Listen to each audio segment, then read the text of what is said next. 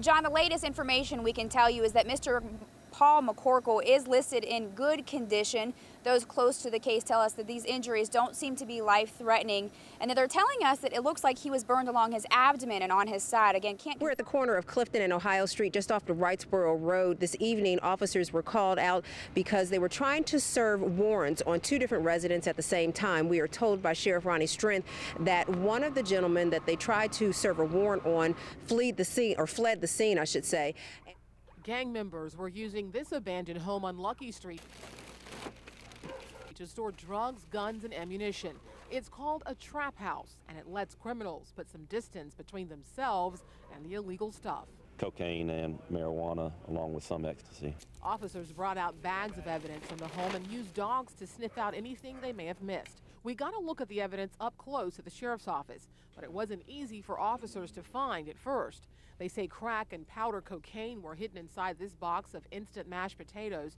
All of this marijuana was stuffed inside a light bulb and this flashlight.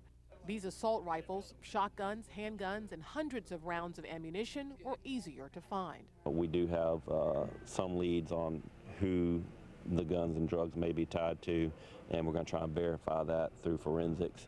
And if we are able to do that, then we'll look towards making arrests. Investigators say a gang out of the Sunset Housing Development was running the trap house.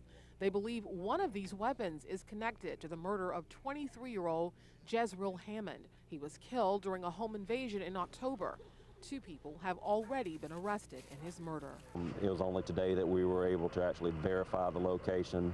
Once we did search, we did find weapons matching the descriptions of weapons that we are looking for in the Royal Street murder. All was quiet at Wilkinson Gardens Elementary School Wednesday morning until investigators say this 6-year-old showed off a gun he brought to school. He and his mom were questioned by Richmond County investigators to find out how he got the unloaded gun. Authorities say the kindergartner stole it from his neighbor's house yesterday.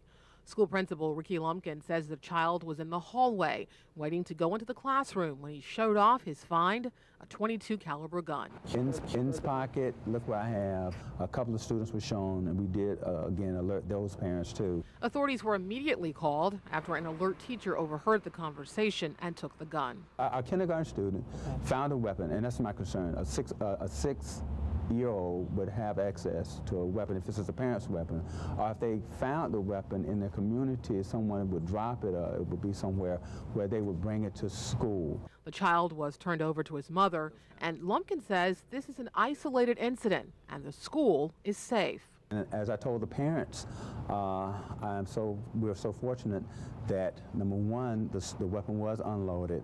But my concern too is that the students that were shown the weapon did not immediately go to the teacher to tell the teacher, but the students did say to the teacher that there was a gun, a student had a gun. It's 12:30 and jiu-jitsu class is in session at Gracie Barra's CSRA. On the mat is Gene Gordy. Born with cerebral palsy, Gordy says he's never let that stop him from living. I was raised that if you want to do something, you do it, and that the only thing that can stop you is you.